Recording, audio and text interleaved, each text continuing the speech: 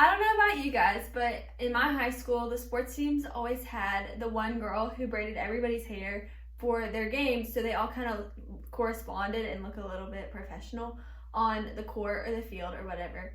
And in high school, I played volleyball, so I was that girl for our team, and it was always extremely chaotic trying to. There was one of me and 18 girls, and I was trying to braid all of their hair before the game. So I figured to cut down on that issue, because I'm sure I'm not the only one whose team struggled with that problem. So to cut down on the issue, I would teach you guys how to braid so you could do this in your teams. So the guy is not really going to go, you can't really braid your teammates' hair for baseball or anything, but you can braid your girlfriend's hair or your friends that are girls' hair, and that'd be a unique skill to show them. So today I'm going to show you how to do a French braid and a Dutch braid. I think they're the most popular, but there are also like a fishtail, 4-strand braid. There's different kinds that you could also do. I just think these are the most basic and easy to learn when you're first starting out. So I have my friend Maggie here, and I already started the braids because I figured it would be easier for you guys to see if, I had it like here instead of starting up here. So I'm going to start with a French braid, and I think for braiding, the two most important things you're going to need is a hairbrush and an elastic. So I have these little clear elastics that I'm going to tie off the ends with, but I also have her hair being held by scrunchies just to kind of keep it out of the way while I'm braiding. I suggest brushing through the hair too before braiding it, because it'll help it go smoother and you won't have as many knots to fight through. So let's start with the French braid. It's going to take a minute to get back up, but here, scoot this chair back. I'm going to show you guys how to braid first. So I don't know if many of you know how to braid, but basically you're just taking the outside strand to the middle. So Maggie, scoot back a little bit when you're back. Okay, so you're going to have, if you have this braid here, it's already started. You're going to take this outside piece to the middle, and then this outside piece to the middle, and then just keep doing that. Outside to the middle, switch sides, outside to the middle. Okay, so that's how you do a French braid regularly, but that's how you do a braid regularly. But to add to the French braid, you're just going to pull in pieces. So you have this side, and I've already started it, like I said.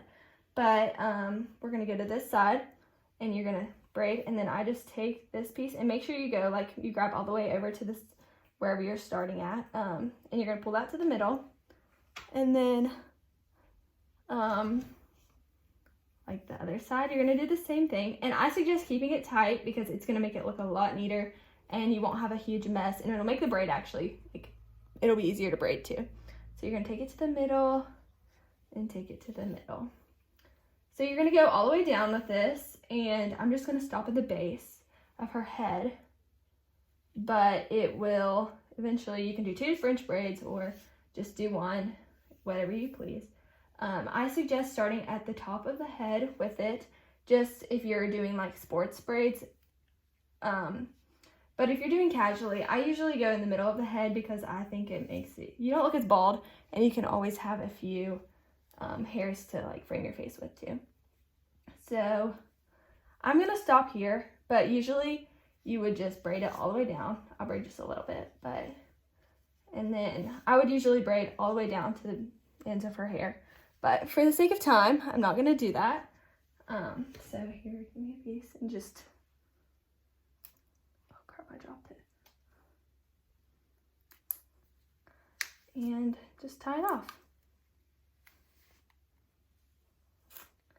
And now for a Dutch braid, it's going to be a little bit different than a French braid because you're going to go under. So I'll show you how to do that. I had her hair sectioned off. But for a Dutch braid, as you can see, it kind of sticks up a little bit, whereas the French braid, like I said, is kind of ingrained in her hair. So let me get this started, and then I'll show you guys how I Dutch braid. So a Dutch braid definitely is more complicated in my opinion, but you're just taking under instead of going over like we were with the French braid. Let me get this. Okay, so under, exactly like a French braid, but instead of going over, you're going under, okay? So we're gonna get this braid started. And I think Dutch braids are a lot harder to keep tight. So I think that should be your main focus whenever braiding hair. So Dutch, just take under. It's really hard to do and show you guys. But yeah, you're just gonna go all the way down. I would take smaller pieces for a Dutch braid. I think it makes it look a little bit neater, and it's easier to do because you're not trying to handle a whole head of hair at the same time. But yeah, so this is how you braid hair. Like I said, you're just gonna, and then in a normal braid, you would secure it at the ends of the hair usually, unless you're doing a different braid. There are different hairstyles you can do. But yeah, so I'm just gonna finish this off, and then she's gonna secure it for me so I can conclude this video.